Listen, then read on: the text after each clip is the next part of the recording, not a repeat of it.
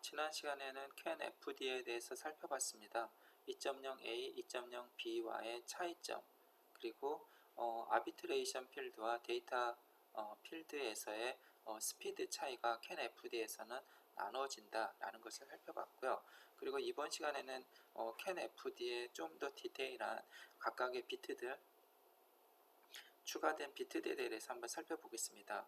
우선은 지난 시간에 잠깐 했던 내용을 복습을 하게 되면요, CAN FD 같은 경우에는 실질적으로 아비트레이션 필드를 스탠다드 포맷, 익스텐디드 포맷 두 가지로 나눌 수가 있다라고 설명을 드렸었고요. 그리고 그렇다면은 우리가 실질적으로 CAN FD에서 추가된 비트들은 도대체 어떤 것들이 있는지 한번 디테일하게 정의에 대해서 먼저 살펴보도록 하겠습니다. 여기에 보시면 실질적 스타트 오브 프레임은 우리가 다 아는 거죠. 어떤 데이터를 어떤 전송을 시작하기 위한 프레임이고, 도미넌트가 오겠죠. 한 비트로 시작되죠. 한 비트. 그래서 도미넌트 필드가 옵니다. 그리고 베이스 아이디가 오겠죠. 그래서 32개 중에서 먼저 베이스 아이디가 존재하고요. 그래서 베이스 아이디 혹은 프라이어리티를 위한, 그러니까 뭔가 순위 경쟁을 하기 위한 프레임 프라이어리티 역할을 한다. 그래서 11비트가 오게 되겠고요. 11비트입니다. 그리고 SRR이라는 Substitute Remote Request라는 것이 있습니다. 얘는 Extended, 즉 실질적인 FD, CAN FD나 2.0B에서 아이덴티파이어를 식별자를 확장시킬 경우에 사용되는 것입니다. 그래서 얘는 리세시브 필드 값이 되겠고요. 그리고 IDE가 있습니다. Identifier Extension Bit라고 해서 얘는 선택적으로 만들 수가 있죠. 그래서 ID를 18개를 확장할 것인가, 확장하면 리세시브를 해줘야 되고요. 만약에 그냥 스탠다드 포맷으로 11비트의 ID만 사용하겠다 했을 때는 도미넌트 값을 넣어주면 되겠습니다. 그리고 저 뒤에 오는 RRS가 있지 않습니까? RRS. 이 RRS는 마찬가지로 리모트 리퀘스트 서브스티튜트입니다. 그냥 FD에서 사용된다 라고 보시면 돼요. 전송할 때 사용되는 비트고 리세시브의 값을 갖고 있습니다. 그리고 이제 컨트롤 비트에 보면 FDF, BRS, ESI라는 비트가 추가됐는데요. 먼저 FDF는요, Flexible Data Rate 포맷입니다. Flexible Data Rate, 즉 우리는 전통적으로 데이터를 전송할 때 전송하는 속도를 1Mbps/s로 2.0B에서는 정의를 했잖아요. 그러니까 2.0B에서 정의된 스탠다드 비트레이트 속도를 유지할 것인가, 아니면 플렉시블 데이터 레이트를 유지해서 8Mbps/s까지 사용할 것인가를 결정하는 것이 FDF라는 필드입니다. 그래서 여기 보면 리세시브가 되면 CAN FD, 플렉시블 데이터 랭스가 되는 것입니다. 리세시브죠. 도미넌트면 클래식한 CAN에서 사용하는 것입니다. 그래서 우리가 좀 주의 깊게 살펴봐야 될 것은 IDE 값을 기억해야 되죠. 왜냐? 추가적으로 18개의 비트를 확장할 것이냐 말 것이냐를 결정하기 때문이죠. 그리고 두 번째는 FDF라는 비트를 우리가 이해를 하셔야 될 것 같습니다. 왜냐하면요, 플렉시블 데이터를 가변시키기 때문에 도미넌트 아니면 리세시브를 사용하기 때문인 거죠. 그래서 실질적으로 포맷 인디게이터라는 역할을 하게 되는 것입니다. 그리고 리저브 P는 뭐 그대로 두시고요. 그리고 이제 새로운 BRS라는 비트가 추가가 됐는데, 컨트롤 필드에 보면 비트 스위치, 비트 레이스 스위치 하는 겁니다. 그래서 FD에서만 사용해요. FD에서만. 그리고 리세시브가 1일 경우에만 비트 레이스를 약간 가변시킬 수 있는 역할을 합니다. 스위처블 할 수가 있는 비트예요. 그리고 그 뒤에 오는 ESI가 있습니다. 에러 스테이트 인디게이트라고 합니다. 그래서 FD에서는 별도로 이런 인디게이트, 에러에 관한 인디게이트를 만들어 놓았습니다. 왜냐하면요, 데이터가 길어지니까 64바이트까지 길어지고, 그리고 전송 속도도 아비트레이션 필드와 데이터 필드의 전송 속도가 달라지지 않습니까? 그러다 보니까 기능이 확장되니 에러에 대해서도 좀 더 강하게 좀 보완할 필요가 있었던 겁니다. 캔 FD 같은 경우는요. 그래서 이 ESI, Error State Indicate도 중요하죠. 그래서 이것도 굉장히 중요한 건데요. 인디게이터니까 우리는 need만 하면 되겠죠. 인디게이터니까. 그래서 이 캔 FD에서 ESI 값이 도미넌트다, 0의 값이 온다 하면 액티브 에러 모드예요. 액티브 에러 모드고요. 만약에 ESI가 리세시브 값을 갖고 있다, 그러면 패시브 에러 모드 상태다. 즉 에러가 127개 이하다, 그것을 액티브라고 하고 128개부터 254까지 에러가 발생한 것을 패시브 에러 모드라고 했잖아요. 그래서 에러의 빈도수에 따라서 액티브냐 아니면 패시브냐를 인디게이터 역할로 가리켜주는 역할이 ESI라는 비트입니다. 그래서 ESI라는 비트를 통해서 우리는 에러의 상태를 좀 더 확인해 볼 수가 있는 것이죠. 그리고 이제 확인할 것은 뭐 그 외에는 데이터 랭스 코드, 그것은 동일하죠. 이것은 64바이트 코드까지 확인을 해야 됩니다. 그죠? 데이터가 증가가 됐으니까. 그리고 CRC 비트가 있는데요. 얘가 확 바뀝니다. CRC 비트가. 그래서 캔 FD에서는요, 컨트롤 비트가 차이가 나고요, CRC 비트가 차이가 나고, 데이터 랭스는 당연히 증가가 됐고요. 아비트레이션은 약간 유사하고요. 그래서 CRC 비트가 약간 특이한 특징을 갖고 있습니다. 왜냐? 비트가 늘어나니 에러에 대한 검증을 더 강화를 시켜야 신뢰성이 보장되기 때문이라는 것이죠. 그래서 CRC 순환중복 코드에 보면 기본 17비트를 차지합니다. 딜리미터까지 포함한 거예요. 딜리미터까지 포함했고요. 그리고 16바이트까지는 16바이트, 데이터 랭스가 16바이트까지는 17개의 비트를 갖고 있고요. 그리고 16바이트보다 크다, 데이터가 64바이트까지다, 그러면 21개의 21개의 그 CRC 코드가 확장이 됩니다. 당연한 얘기죠. 그래서 데이터 수가 증가하면 CRC 필드도 증가하고, 데이터 필드가 증가해서 64바이트까지 가면 21개의 데이터 CRC 코드가 증가가 된다라고 이해하시고요. 그리고 에크놀로지 필드는 뭐 동일합니다. 그리고 엔드 오브 프레임도 리세시브가 7개로 동의합니다. 그리고 인터 프레임도 리세시브를 3개를 동일하게 만들어줍니다. 근데 여기서 여러분이 우리 다음 시간에 배우겠지만 기억하실 것은, 자 보세요. 에크놀로지에 딜리미터가 있죠. 에크놀로지는 도미넌트가 옵니다. 그죠? 그리고 딜리미터는 구별자, 에크놀로지 구별자는 리세시브가 와요. 그리고 엔드 오브 프레임이 7개의 리세시브로 구성되어 있죠. 7개. 인터 프레임도 마찬가지에 3개의 리세시브로 구성되어 있습니다. 그래서 11개의 리세시브 비트가 존재하는 것입니다. 그래서 11개 리세시브 비트가 존재하는 거의 이유는 우리가 액티브 에러 모드에서 패시브 에러 모드로 변환이 되죠. 액티브 에러 모드에서 패시브 에러 모드로 증가돼요. 기준은 에러가 128개가 넘어가면 패시브 에러 모드로 가겠죠. 그리고 패시브 에러 모드에서 에러가 255를 기준으로 255가 되면 버스를 강제적으로 오프 시킵니다. 버스가 문제가 발생하기 전에 오프를 시키잖아요. 255가 에러가 넘어가면.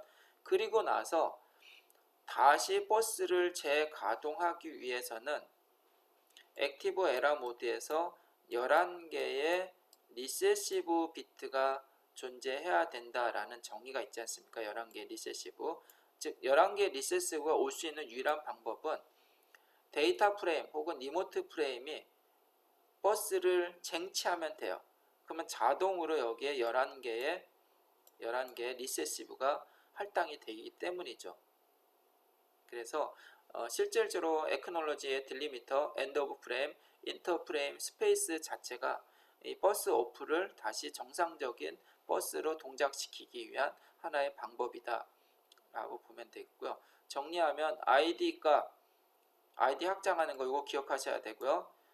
FDF 비트레이트를 가변할 것이냐 말 것이냐 기억해야 되고요. ESI 에러 모드의 모니터링을 하는 거죠. 액티브냐 패시브냐 그렇게 이해하시면 됩니다. 그러면 우리가 설명드렸던 이 CRC 필드를 왜 이렇게 강화했느냐 라는 것은요, 결국은 통신에 있어서 커뮤니케이션에서 신뢰성이라는 것은 릴라이어빌리티라는 것은 굉장히 중요합니다. 그래서 CAN-FD에 오면서 CAN 2.0A와 2.0B에서 대두됐던 신뢰성 문제들을 좀 더 강화시키고 CAN-FD에서 데이터와 전송 속도가 플렉시블 하다 보니 조금 더 세프티 가이드를 추가하기 위해서 CRC를 강화하게 됐습니다. 기준은 16바이트일 땐 17비트, 64바이트 이상일 때는 21비트의 CRC 비트를 추가를 하게 됩니다. 또 한 가지 비트를 그냥 단순히 추가한 게 아니라 그 비트가 어떤 역할을 하는지를 우리가 알아야 되겠죠. 그래서 우선은 페리트 비트를 추가를 했습니다. 페리트 비트를 추가했는데 플러스를 했습니다. 어디에? 8비트의 스토프 비트 카운터에 페리트 비트를 추가합니다. 나중에 다시 설명드리겠지만 페리트 비트라는 것은 오류를 검사하려고 1의 개수 혹은 0의 개수를 측정을 하게 되죠. 그래서 페리트 비트가 오드 홀수형 페리트 비트면 데이터가 전송된 데이터의 1의 개수를 카운팅해요. 카운팅해서 홀수면 페리트 비트를 0으로 만들고요. 만약에 데이터 전송한 것이 짝수면 페리트 비트가 전송된 데이터가 짝수면 페리티 비트를 1로 만들어서 홀수로 만듭니다. 또 한 가지 페리티 비트가 2분형 페리티 비트, 짝수형 페리티 비트가 있을 수 있습니다. 그것은요, 전송한 데이터의 비트수, 1의 비트수를 카운팅해서 짝수를 만드는 거예요. 그래서 전송한 데이터가 짝수면 2분 페리티 비트는 0으로 만들고 전송한 데이터의 비트수가 홀수면 2분 페리티 비트를 1을 추가해서 짝수형으로 만드는 것을 페리티 비트라고 했죠. 그리고 스토프 비트라는 것은 끼워 넣기죠. 하나씩 끼워 넣는 거예요. 연속되는 비트들을 구별하기 위해서 반전하는 비트를 하나 끼워 넣는 것을 스토프 비트라고 했습니다. 그죠? 근데 우리는 이 스토프 비트를 끼워 넣는 이유 중에 하나는 이 데이터 링크 레이어 특성상, 캔의 데이터 링크 레이어 특성상 리턴 투 제로가 안 됩니다. 비트를 주고 나서 제로가 안 와요. 그래서 런 리턴 투 제로 방식이지 않습니까? 그래서 싱크로나이제이션이라든가 어떤 구별을 하기 위해서 스타트 비트를 반전되는 비트를 연속하는 데이터 중간에 하나씩 끼워 넣는 것을 스톱 비트다 라고 보시면 되겠고요. 그래서 그것을 픽스드 스타트 비트 FSB라고도 부르기도 합니다. FSB. 그래서 이전 비트들에 대해서 반전된 비트로서 하나 끼워 넣는다 해서 픽스드 스토프 비트라는 이름을 부르게 되는 것입니다. 그래서 이렇게 좀 강화가 됐고요. 강화된 걸 다시 CAN-FD 스탠다드 포맷과 CAN-FD CAN 오리지널 스탠다드 포맷을 두 개를 비교하면 과거에는 15개의 CRC 비트가 있었습니다. 그죠?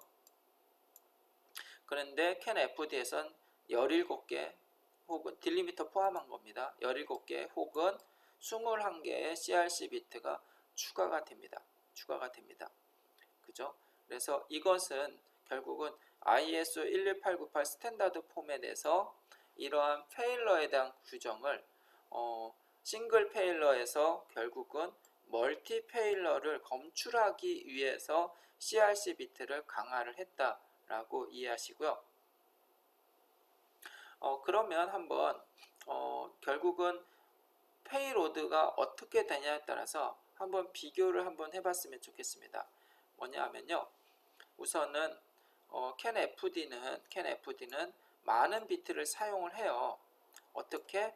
컨트롤 필드에 많은 비트 추가했지 않습니까? 그리고 CRC 필드에도 비트수가 증가가 돼서 조금 더 많은 비트들을 할당을 할 수밖에 없었습니다. 그래서 우선은 클래식 캔과 CAN-FD의 8바이트 스탠다드죠. 64바이트 익스텐디드죠. 그래서 한번 비교를 해보면요. 실질적으로 CRC 필드 부분, 그리고 데이터 필드 부분, 64비트 CRC, 이러한 부분이 굉장히 많이 차이가 나고요. 그리고 아비트레이션 필드도 차이가 나겠죠. 컨트롤 필드도 차이가 나겠고요. 이러한 것을 우리가 차이점을 한번 분석해 봤습니다. 그래서 꼭 기억했으면 좋겠고요. 그러면 데이터 프레임에서의 추가된 비트들이 어떤 역할을 하는지 한번 디테일하게 보면요. 우선은 스탠다드 FD 같은 경우는 아비트레이션 필드가 11개의 필드가 옵니다. 11개의 비트가 오고요. 그리고 RRS 리모트 리퀘스트 서브스트리션이 이렇게 오게 됩니다.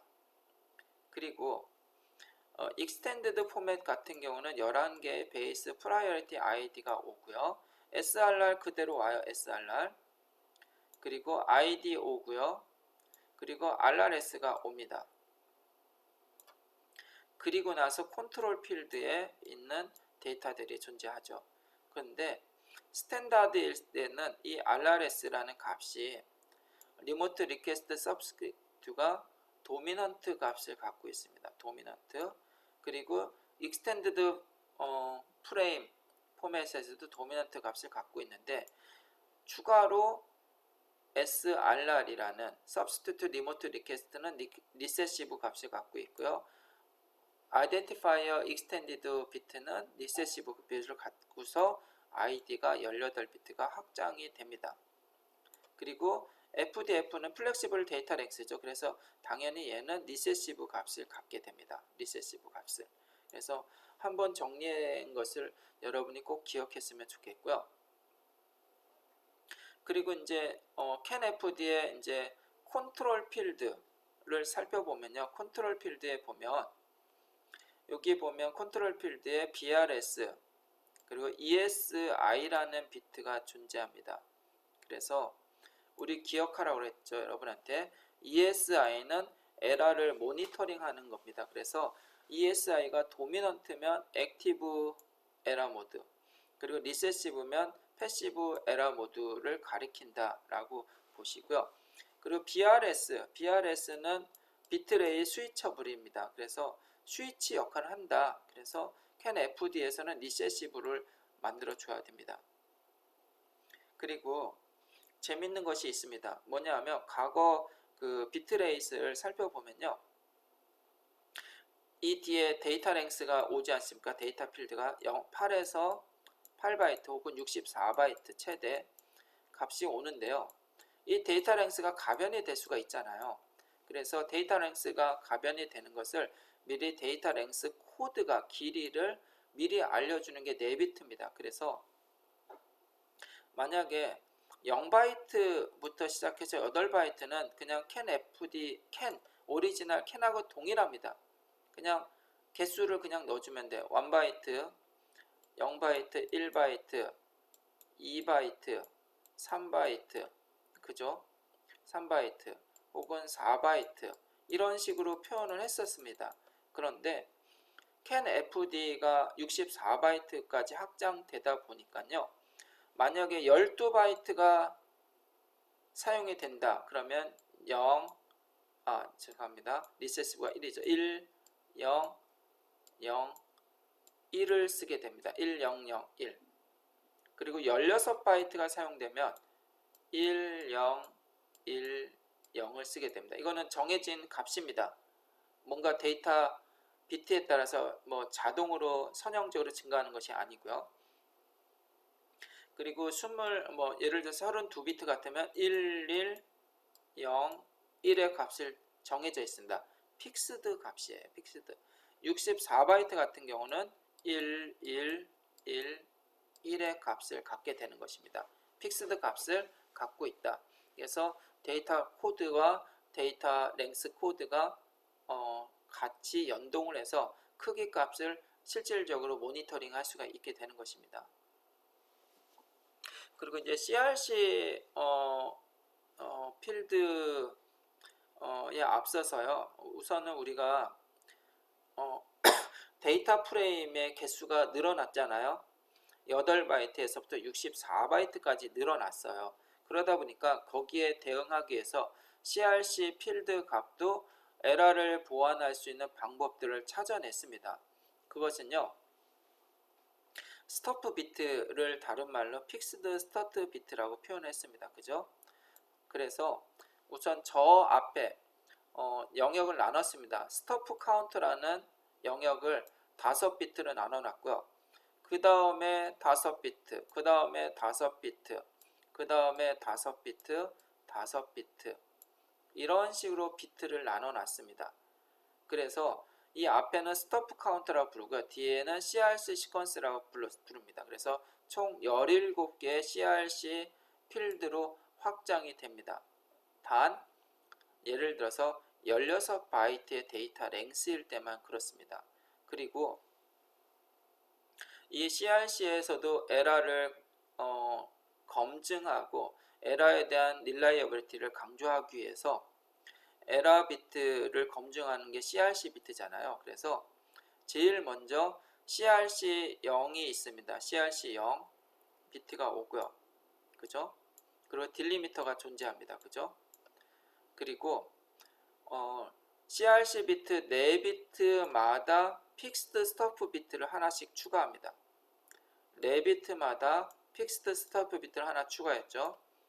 4비트마다 픽스드 스토프 비트, 4비트마다 픽스드 스토프 비트, 그리고 4비트마다 픽스드 스토프 비트를 추가했습니다. 그리고 맨 앞에 픽스드 스토프 비트를 하나 넣어놨습니다. 그리고 여기에 보면 한 비트는 페리트 비트예요. 그래서 비트에 대한 1의 개수까지도 카운팅 할 수가 있게 만들어 놨습니다. 굉장히 강점이죠. 그래서 만약에 이 앞에 이 스토프 카운트 값이 있지 않습니까? 스토프 카운트 값을 0이냐 혹은 3이냐로 나눠볼 수가 있습니다. 그래서 이 스토프 비트에 따라서 CRC를 17개 쓸 거냐 혹은 21개 쓸 거냐 17개를 쓸 거냐 21개를 쓸 거냐를 한번 일일이 한번 비교를 해봤습니다. 그래서 먼저 스토프 비트가 0인 경우 스토프 비트가 0이라는 것은 결국은 이 앞에 존재하는 스토프 비트가 하나, 둘, 세 개죠. 얘는 픽스드 스토프 비트죠. 세 개가 0인 경우예요. 0인 경우. 그러면 그 뒤에 오는 것을 페리티 비트로 0으로 만들었습니다. 그리고 픽스드 스토프 비트를 반전을 하죠. 1로 반전을 시켰습니다. 그리고 만약에 스토프 비트 카운터가 3이에요. 0, 1, 0 이렇게 만들었습니다. 그러면 거기에 1을 하나 페리티 비트를 추가를 해요. 페리티 비트를 추가를 하고 그리고 픽스드 스토프 비트를 0으로 이렇게 다시 할당을 해놨습니다. 반전 비트로. 앞에가 0이면 픽스드 스토프 비트는 반전 비트, 앞에가 1이면 0으로 반전했습니다. 이런 식으로 나머지 이 CRC 비트들에 대해서 4개별로 스토프 픽스드 스토프 비트 4개별로 스토프 비트를 하나씩 4개별 하나씩 추가를 했습니다. 그 차이가 난다라고 보시면 되고요. 17비트에서는 그냥 CRC 비트 하나 다음에 딜리미터가 오는데 21일 때는 CRC 4개의 스토프 비트가 추가가 되고 딜리미터가 하나가 추가가 된다라고 여러분이 이해하시면 되겠습니다. 그래서 이번 시간에는 CAN-FD에 대한 비트에 대해서 상세로 살펴봤고요. 그리고 비트가 증가되지 않습니까? 데이터 프레임에서. 그러니까 CRC 필드에서도 비트 스토핑을 추가했고 페르티 비트를 추가해서 신뢰성을 강화한 것을 CAN-FD다 라고 이해하시면 되겠습니다. 이번 수업은 여기까지 하도록 하겠습니다. 감사합니다.